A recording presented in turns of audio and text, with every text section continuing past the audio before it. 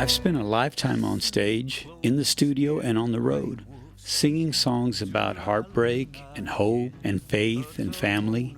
Night after night, I stood under the bright lights, and you've given me the honor of sharing my story with you. And as seasons change, and platforms do too, we've gone from vinyl to cassettes, from CDs to streaming. The stories of the road and the songs still matter. And the voices of the next generation, well, they've got fire, they've got heart, and there's something the world needs to hear.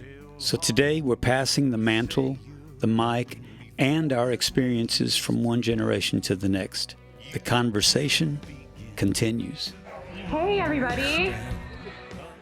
Welcome to our second Songwriters Meetup. We're so grateful that you all are here to share your music. My name's Amber Westerman. I'm co-hosting with John Arthur Martinez. And we have a special guest that he's going to be interviewing today. That here out in the Hill Country, we have, and in Marble Falls, we have a really rich songwriting community. And we have been needing an event like this for so long. And we're really excited that you guys have showed up to share your music and support that community here. We've had a lot of success. We're here to honor Floyd Tillman. He is an incredible songwriter who resided here in Marble Falls for many years. And we even have some wonderful songwriters that are on the board of our event. Brady Beal, if y'all are familiar with him, he recently got a record deal. Braden Barnhill, he also recently got a record deal. And there's a really beautiful community here. So thanks for being a part of it. I'm gonna go ahead and let John Arthur Martinez take the stage and introduce our guests for you guys.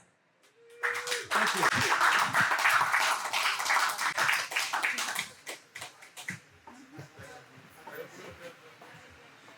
Thank you. Amber Westerman is also part of our organizing group, as is Wake Eastman. He's in the audience, a great singer-songwriter that I met through the Austin Songwriters group. And also Scott Boland, my neighbor and guitar slinger from way back. Scott has written some amazing songs that have impressed legends like Alex Harvey. Alex always told me that Scott had so much talent, and anyway, they're all part of our group and so we've assembled a talented team of folks, and we're thankful that you are here. But what I want to do now is focus our attention on our podcast. Every month, we're going to film a podcast where we just shoot the breeze. Every podcast will be different depending on the guest. Some of them are not quite as quick on their toes as our next guest, his experiences whenever they're describing his book, Gypsy Alibi, a Gonzo memoir.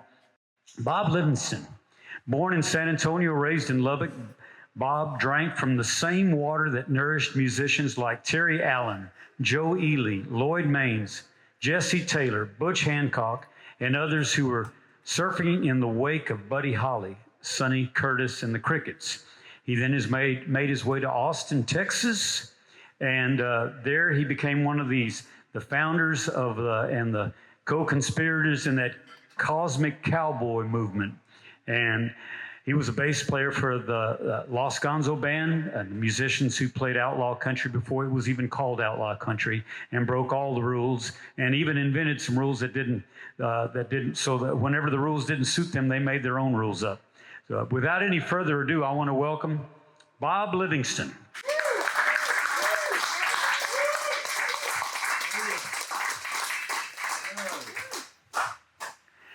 Great to be here. Bob, it's a pleasure having you, and I've heard you many, many times, even before you knew who I was, and I've been a big fan. In the early days, of course, watching you with Jerry Jeff, and watching you with the Lost Gonzo Band, and its recent reincarnations. And I want to ask you a question, though, that was on my mind, because Michael Murphy recently, and in fact only a few months ago, Michael Murphy said that you were part of his original band. Yes. And did that predate the Lost Gonzo Band? He figured that out only a few months ago. Well, I was, living in Lubbock. Guys, things like this don't happen anymore, I don't think. But I had a dream to do what we're all doing now, be a singer-songwriter, folky. I just called it a folky back then. And so in 1969, I left Lubbock, went to Los Angeles, got a record deal, because somebody in the audience, you never know who's going to be in your audience. And the person was in the audience that night in Aspen, Colorado, said, meet me in Los Angeles. I'm going to get you a record deal. How many times has that happened? So I go out there and I got a deal on Capitol Records. And they gave me just enough money to buy a Datsun pickup truck and a Martin guitar. And I had met the summer before, I was in Red River, New Mexico. And for that summer, and there was a band playing there down the street. They were called Three Faces West. This is Texas Music History 101. Three Faces West, Rick Fowler, Wayne Kidd, and this wise ass named Ray Hubbard. It was before he was Wylie, just plain old Ray. And so we became friends. We wrote songs together. I was getting ready. And then that's when I met the guy in Aspen, Colorado. He tells me to get to Los Angeles. But some of the songs that Three Faces West were doing were by this guy, Mike Murphy. And he was from Dallas. They had gone to school with him, like high school. And he had gone out to Los Angeles and was writing. Well, he'd gone to UCLA. He said he fell into a nest of left-wing pinkos at UCLA, but he learned his creative writing. And, he had already written Wildfire. And he had songs like Fort Worth, I Love You, and You Can Only Say So Much. It was just this great stuff. I was listening to it, this songwriter, and of course, Gordon Lightfoot's all over the radio, and that era, Kingston Trio, stuff like that. But Murphy's songs I thought were as good as anybody's. And so I learned some of them. And when I went out to LA, I got this record deal, and I was driving down in North Hollywood, this dusty dirt road in North Hollywood, in my new Datsun. And the hand of fate just kind of came out of nowhere and steered my little Datsun over the side of the road. I don't recommend you ever stop for hitchhikers like I did that day, but if I hadn't have stopped for that hitchhiker that day, I wouldn't be sitting here with John Arthur Martinez on his podcast. There's just no way it would have happened. And the guy jumped in the car. We traded each other our life stories. Mine lasted about 2 blocks. Not much had happened to me. But this guy was from Austria, and he worked on foreign cars for movie stars in Hollywood. He was a mechanic. And he looks at me and says, the only other Texan I know is from Dallas. He's a musician too. His name is Mike Murphy. Well, that guy became the governor of California. But now, that's the only thing I've told you that's not the truth so far. But I did give him my name and number, and he gave it to Murphy. And that night, this guy, Mike Murphy, calls me up. Who are you? My mechanic gave me your information. What am I supposed to do? And I told him about Red River and meeting Ray and all those guys and writing some songs and learning his songs. And I said, Murphy, your songs are as good as anything I've ever heard since the Beatles. And Murphy said, you know what? You're a genius. We need to meet. So that's how I met Michael Murphy. And we just became friends, and we hit it off really good. My record deal fell through. We were living up in Wrightwood, California. Murphy had bought him a place up in the mountains, and I moved up there as well. And my record deal with Capitol fell through. I didn't know really what to do, and I called Michael up. Hey, man, something really devastating just happened.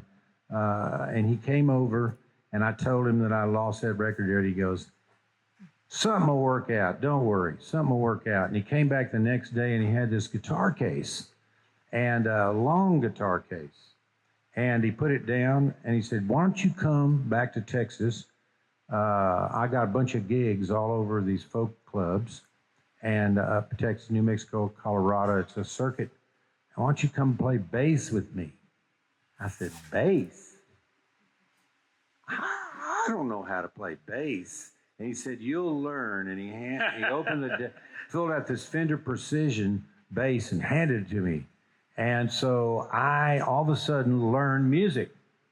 You're talking about how you went, and I learned it by, making it up as you go along. But Murphy's songs were really intricate, and they were songs that, with the bass in the third, like Calico Silver, that song, and just some stuff that was so fantastic. And so we went out. I went on the road with Murphy, and we traveled that circuit. We would go from Houston to Austin to Dallas, and there's a place in Dallas called the Rubaiyat. It was the folk club, folk mecca in Dallas. And so you never know who's going to be in your audience. And in our audience that night was this, and I mean, by this time, Murphy and I are so tight. We're a duo. I'm playing bass and singing, and Murphy's incredible guitar player. I don't know if you've ever seen him play, but he's an incredible guitar player and singer and all that, and we were so frigging tight.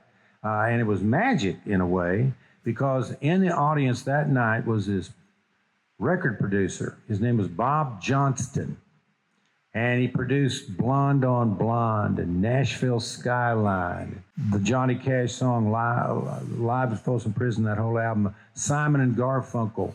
It was just amazing bunch of work that he had out. And he came up after the show and said, I want you to meet me in Nashville next Wednesday. Are you going to come? And Murphy says, well, what? And he goes, yeah, I want you to meet me in Nashville, Columbia, Studio A. We're going to make a record.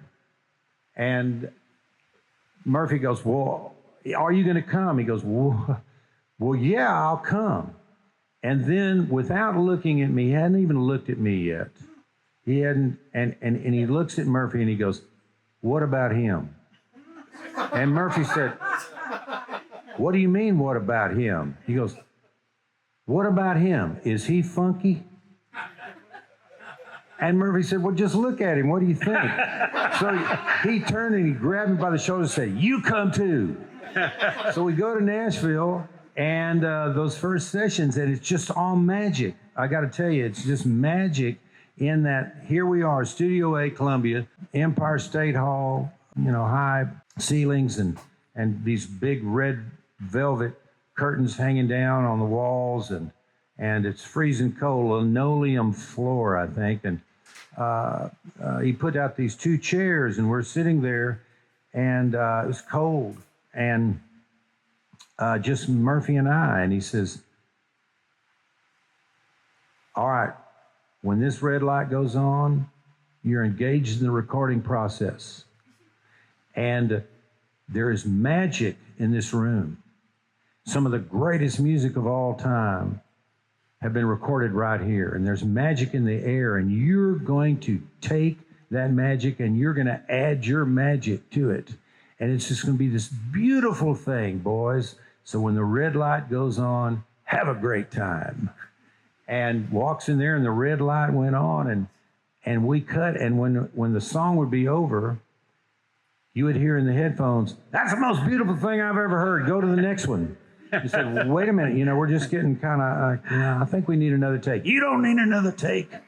So the whole record, there was maybe one song that we did 2 takes, but it was one take. And it's called Geronimo's Cadillac, wow. That album. That is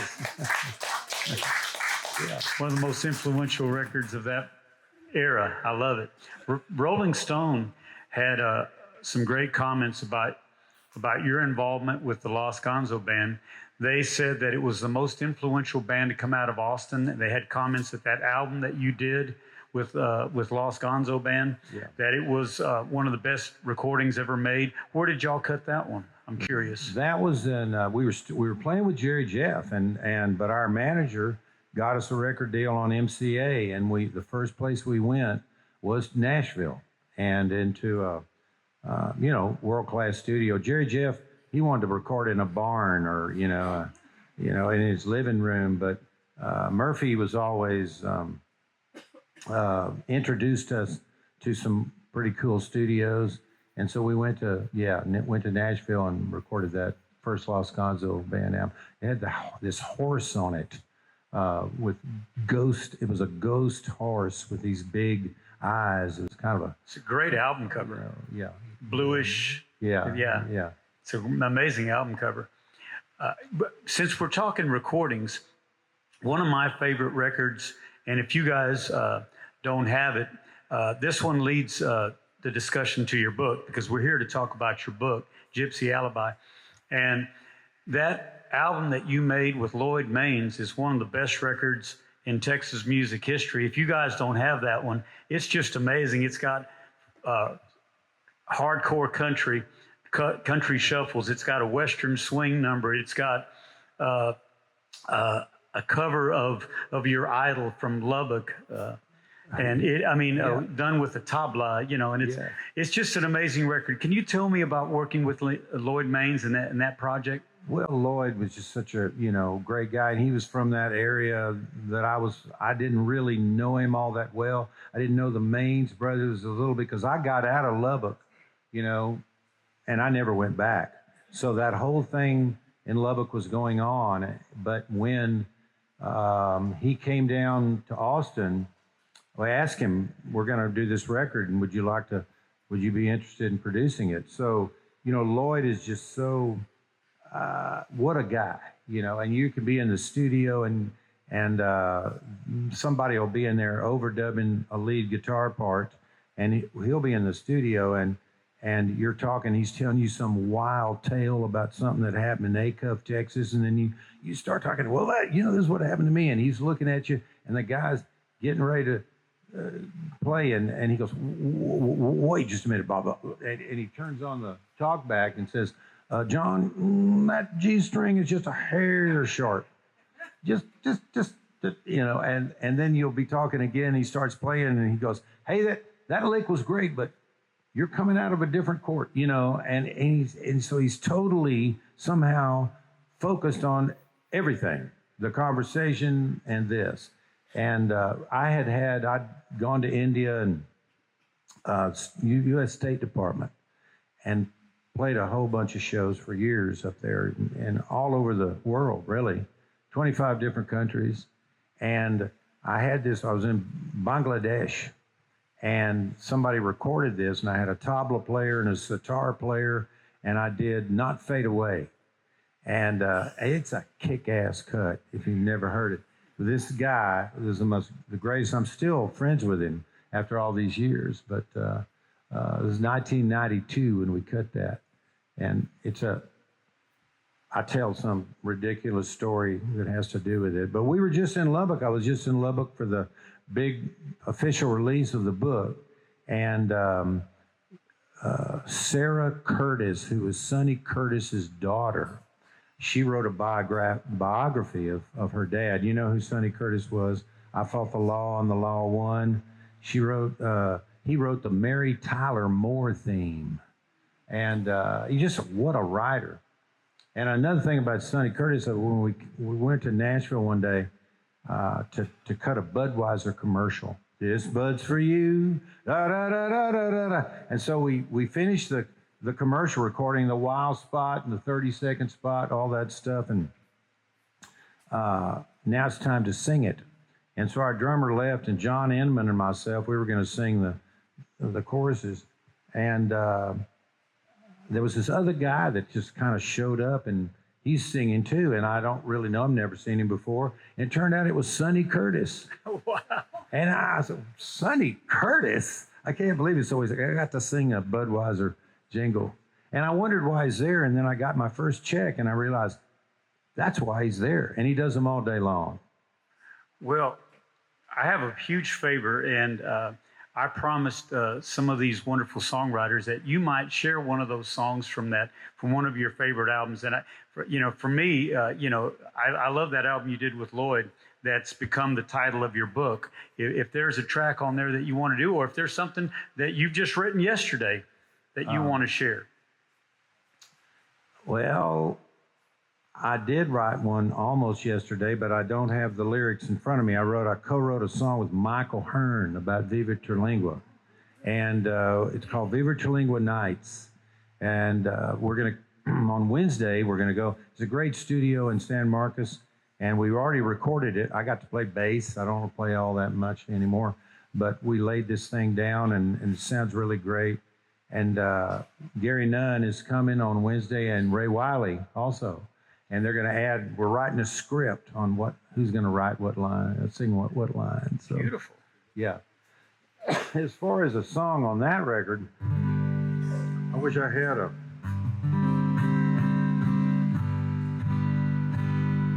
do a song I like to do. It's about being on the road. I like to play house concerts. I love house concerts. They're the best. We got Nick and Evelyn's house concert right here. It's a great one I got to do every once in a while. And so it's called, well, I don't need to tell you.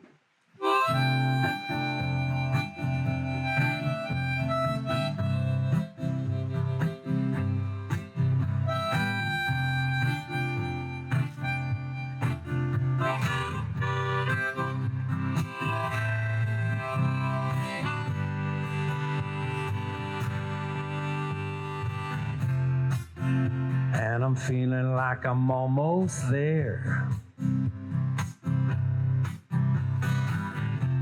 At least I know the end's in sight.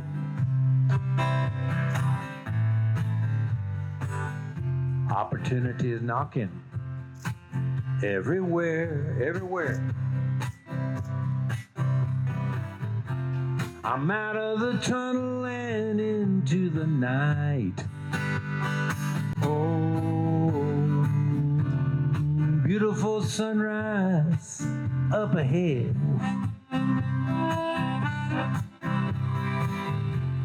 A million colors to the dawn.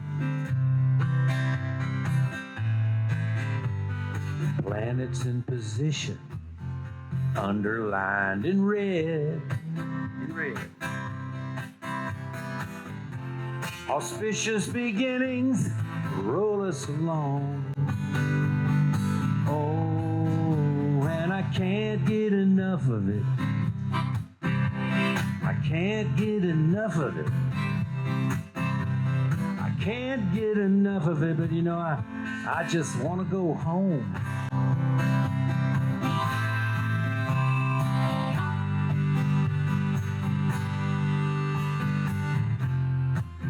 I've been a gypsy way too long, John Arthur. I haven't unpacked in 49 years, I think. And Ramblin' Jack, he showed me the way to the song, bless his heart. It's full of beauty, adventure, and tears. Oh, the kindness of strangers, and good friends. They put me up 10,000 nights, at least. Anyway, my road is up ahead, just before the dead end. Don't miss it. It's the green gate with the Christmas lights. Oh, and I can't get enough of it. I can't get enough of it, no. You know, I can't get enough of it, but I just want to go home. And I know some of you feel the same way.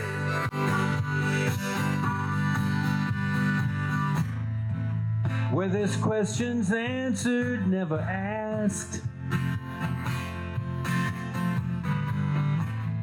Indian summers, they always last. It all happened way too fast, way too fast. And isn't it strange how the die was cast? And I'm feeling like I'm almost there. I won't miss a turn this time, you'll see. The magic of the mission, up the flatland stairs, up the flatland stairs, that's the name of my latest CD. I feel like I made it to the head of the line. Oh, beautiful woman and children, they're waiting there for me. A house full of family and very best friends, and dogs and cats, even cousins. But am I only dreaming this mystery? I hope I don't wake up before the end. Oh, and I couldn't get enough of it. I couldn't get enough of it. And I still can't get enough of it. But you know what? I just want to go home and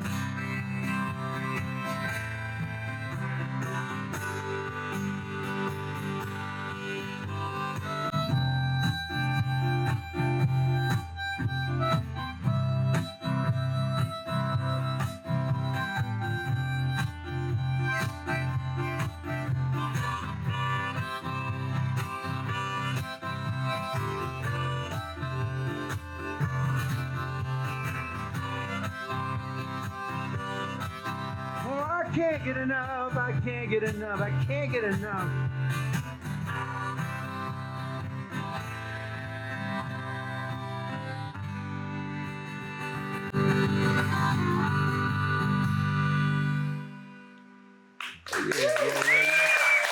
Thank you.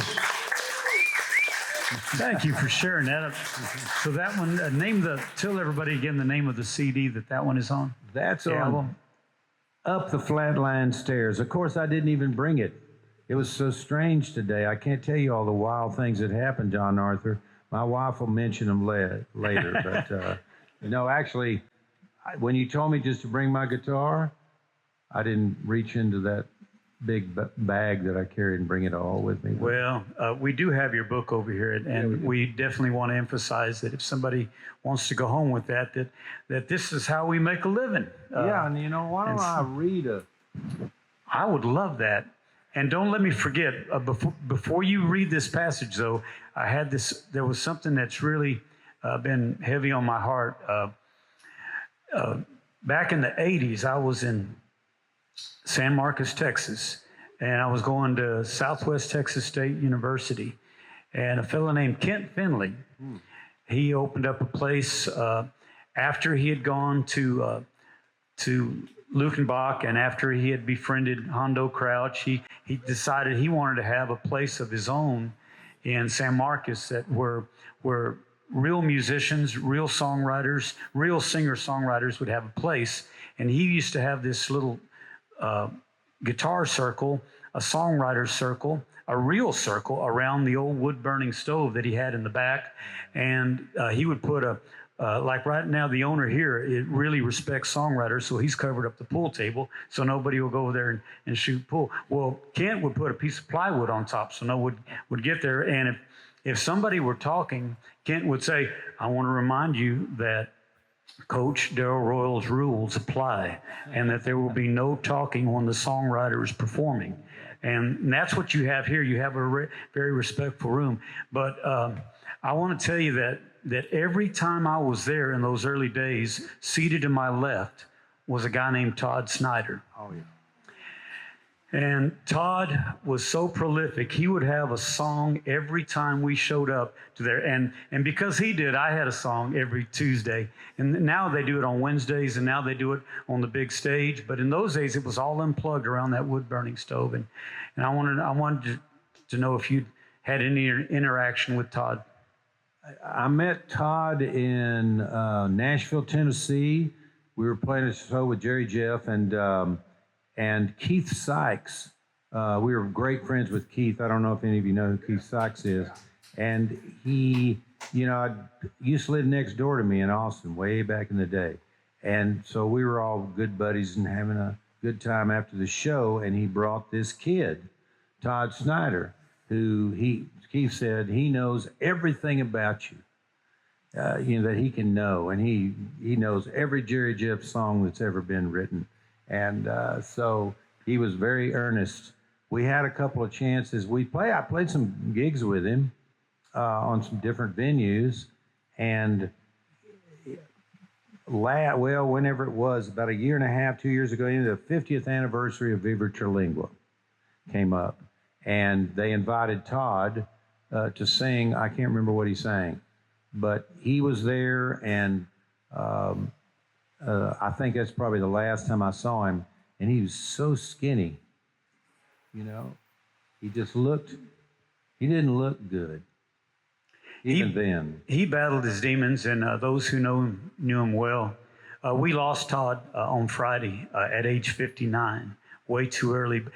He was signed to the record label that Jimmy Buffett had an album with them. He was also signed to John Prine's record label. That's two pretty significant endorsements by two great artists. Yeah. But anyway, I was just curious, and it was heavy on my heart. I wanted to ask you about that. Well, he was a great guy, and he was totally a fan of everything. It's just nice when you find somebody that's like that even in his songwriting writes about it. And if you were to have walked into the room while he was doing his show, he would weave some of your lyrics into the song that he was singing. I remember he would always weave one of my songs into he'd see me walk into the room, and he'd weave a song that I wrote called Rainy, Rainy Clouds from my early days. But anyway, we're going to miss Todd. I'm anxious to hear which of those excerpts from that book that you wanted to share, because I'll just come out of the chute with this one. But so this is on Texas Tech University Press, and people had always told me to write a book, and I started getting serious about it in my office there on Guadalupe Street in Austin. And I wrote 10,000 words about a train ride in India. That was the first thing that I did. And then I sent that to there's a writer's colony in Eureka Springs called Derry Hollow. And a lot of books have been written there, and a lot of authors, get to go there, and it's just, you almost don't talk to anybody there. Except maybe at lunch, and no cell phones allowed. So I wrote 30,000 words, and the thing was getting jump started. And there was never an outline, never a plan. It's just all my memories and what really came to me, and it's memories that are still there that I never got to write down, and I regret that, but. And there's some wild and crazy stuff in here, and I'm gonna go out and I'll just write try to suck you in here.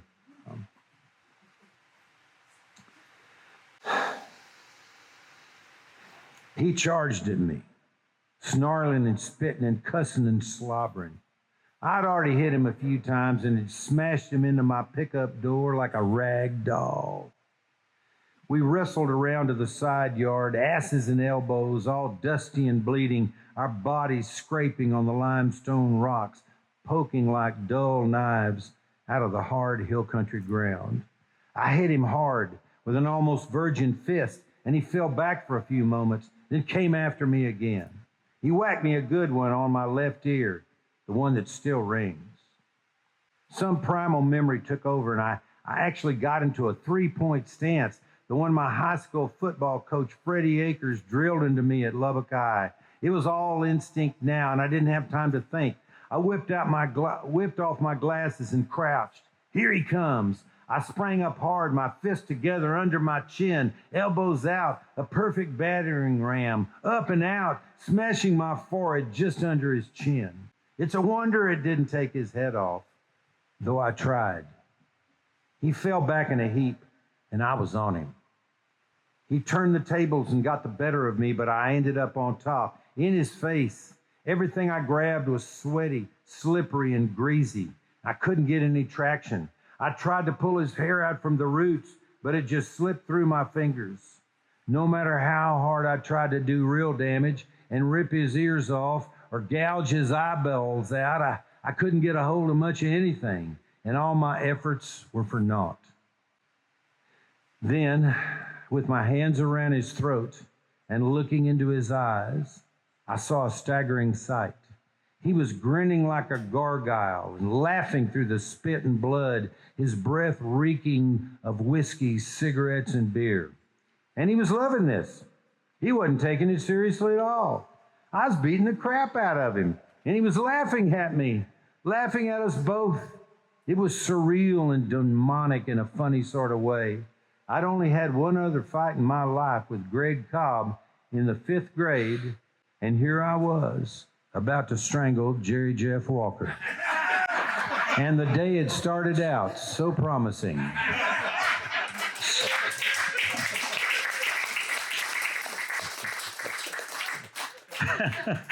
Oh, wow. I got to pause just for a second there, just to absorb all of that. I shared with Bob on the phone we were visiting, and I told him that I had this amazing memory that I could not shake, and I remember this vividly. It was at Maynard Downs. This was just basically a field out of nowhere, out in the middle of nowhere near Maynard, Texas, where they would host these great concerts. And I was a big fan of the Allman Brothers, and they were having the Enlightened Rogue tour. Enlightened Rogue was when they reunited. The band had reunited, and they came there, and the place, and Austin is a music town, so the place was packed. And the guy who opened the show was your former band leader, Jerry Jeff Walker. And he says he doesn't remember this, but the bass player had Jerry Jeff Walker. He was playing his bass, and he was holding Jerry Jeff Walker up by the armpits. Jerry Jeff was singing, and the bass player was playing it. And he says, and Bob says, I don't remember that, but it happened. I was there. Yes. See, if I'd have talked to you, I'd have put that in the book. Yeah.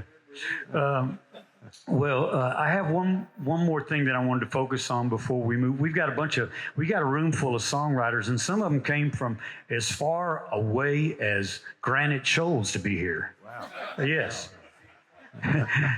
Anybody come from farther than Granite Shoals to be here? I did. More than half the audience is they've come from great distances. But we're here to celebrate us. We call this a Songwriters Meetup, and we're doing this every third Sunday of the month. And eventually we want to have maybe get formalize and get a group together where we have a major songwriters conference every year. We want to get together and maybe invite some of the top folks that have had hits on the radio from LA or New York or Nashville. So we got these big dreams, and it's exciting that we're able to get somebody who's been part of the music legacy of Texas, like yourself here. And what I'm getting at is Viva Terlingua. How many of you are familiar with that album? Okay. Yeah. That is probably, you mentioned something about Jerry Jeff that I wanted, so this is a parenthesis here. You said that Jerry Jeff would rather record in a barn than a really nice recording studio. Well, the dance hall at Lukenbach was basically a barn. Yeah. They lifted the shutters up.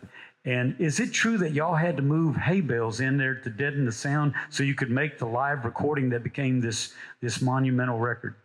Yes, that is true. We were Murphy's band. We were still Michael Murphy's band. We just cut Cosmic Cowboy Souvenir, an album called that, and we all kind of, it was a big breakup with the band. We all came down to join up with Jerry Jeff for good. Gary P. Nunn, still wasn't P yet. He was just plain old Gary Nunn, and for, you know, he had gone to mix this album Cosmic Cowboy with Murphy for his loyalty, sort of, and they went to London, and Abbey Road Studios mixed the album. And then Gary was left alone and cold, and he wrote London Homesick Blues over there. When he came back, he was going to quit the music business and become a pharmacist. That was Gary Nunn's big idea. But we lassoed him when we took him to down to Lukenbach. And at some time in there, a couple of months before, we had done some tour with Jerry Jeff into New York City. And as we were walking around, we heard some music coming out of a door ajar there near Broadway. We looked, and there was a band, but there was a band in there playing. And there were these wires coming out of that door on the sidewalk and across that sidewalk in that gutter and into a bus. There's this big bus parked there. And so, and they opened the door and said, yes. And he goes, what is this? And he goes, it's a mobile recording studio. There's only a couple of them in the country. And this is 1972-ish, 3-ish. And it was a world-class mobile recording studio.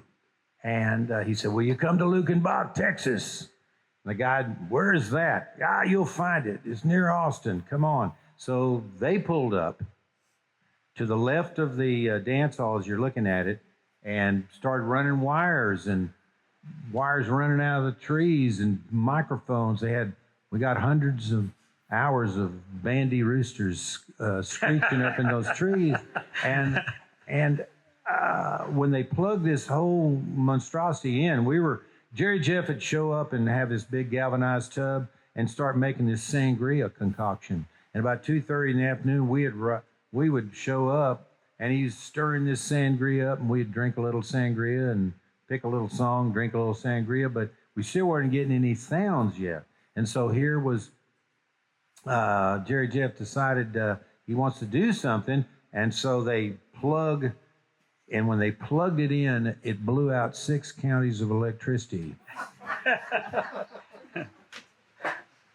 And they had to bring the state and the county in there. I'm exaggerating a little bit, but it sure blew out that transformer and a couple of others. And they had to fix this. And so we'd drink a little more sangria, do a little song. And when they made it red, you want me to do the first song we did? I'd love to hear it. It's a Jerry Jeff song, but so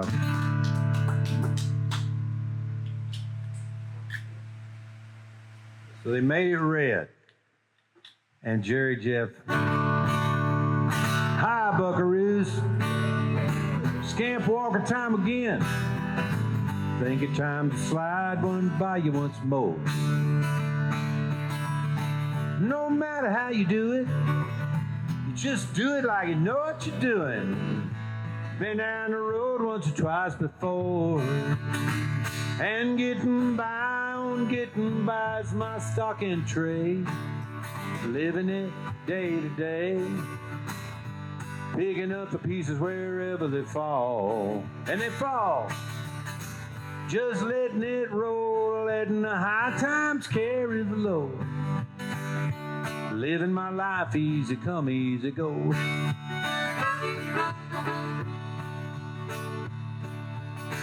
Well, today I was thinking, it's podcast time again, and I can hear John Arthur, he's pacing the floor.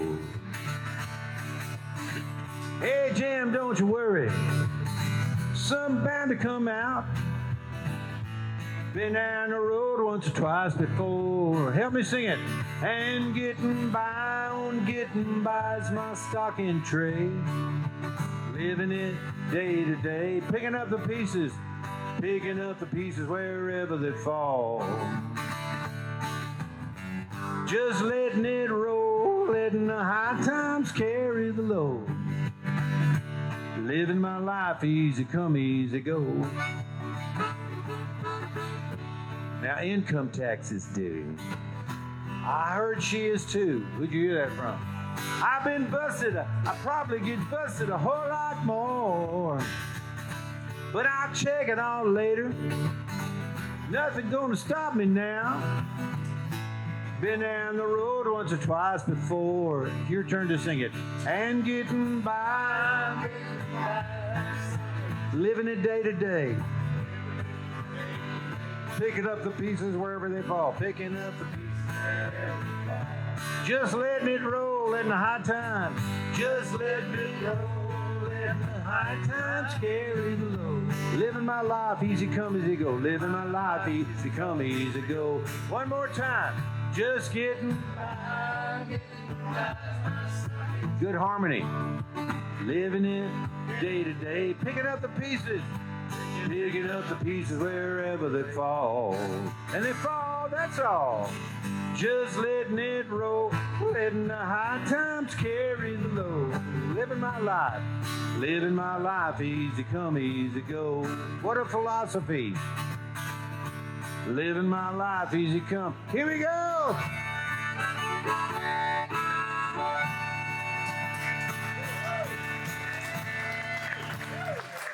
Folks, that's Bob Livingston, author of Gypsy Alibi. Y'all be sure and pick up his book. And, of course, we're going to share this all over YouTube and all over the podcast places. Y'all give it up one more time for our special guest. Thank you so much. Bob Livingston.